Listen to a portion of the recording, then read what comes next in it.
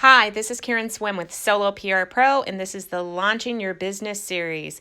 Thanks for tuning in.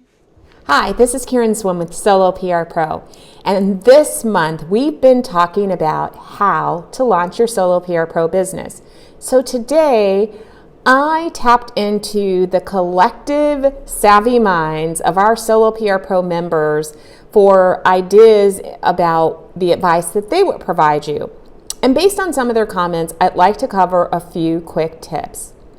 Be prepared for failure. It's okay. After more than 15 years in business, today was one of those days for me where nothing went as planned. We recorded a podcast and the internet went down. I've had technical issues with my computer system today, just lots of little glitches along the way.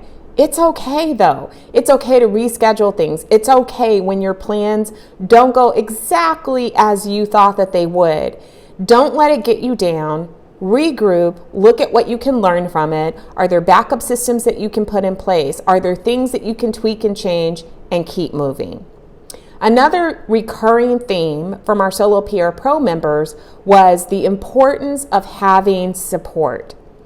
Your support is not necessarily your friends and your family. They provide a different kind of support. You're going to need a professional support network, whether that's finding on your own just a group of other business owners, some that may be further along in their journey that you can meet with and talk to and run things by, or whether it's a more formal group like Solo PR Pros. So it's really important because even though you're working alone, you don't have to do this being in business thing all by yourself. And a support group is going to help you. They're the people that can encourage you when things go wrong. They're the people that you can turn to with questions. And you will not know everything. That's okay. Running a business, learning how to be a business owner, it takes a little bit of time unless you've done it before. So if this is brand new to you, things are going to come up all the time that you may not have the answers to. So have a support system in place for those times. The other thing that came up was the idea of be prepared to keep learning. I wholeheartedly agree with that.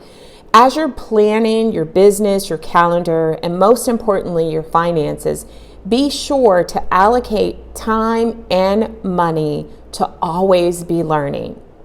Sometimes you'll be learning things about the industries that you serve. So it may mean going to some of those conferences that are more important for the client work. Other times it may mean going to professional workshops or investing in webinars or books to read that are about the public relations or communications industry. Both of those things are really, really important.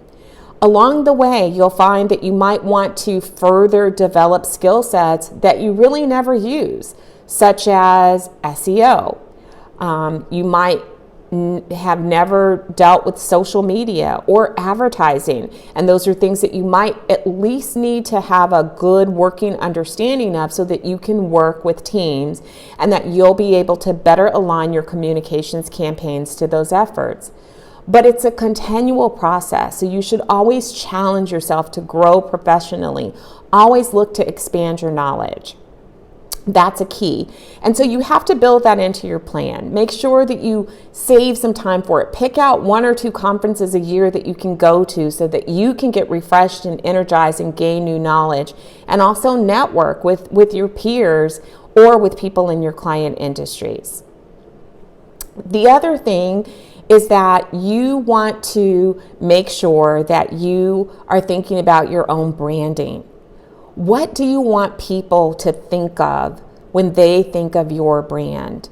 Because that should drive some of your early decisions even as you begin to build your business. Before you've even officially opened your doors, know who you want to be in the marketplace. Know the kinds of things that you want to be known for.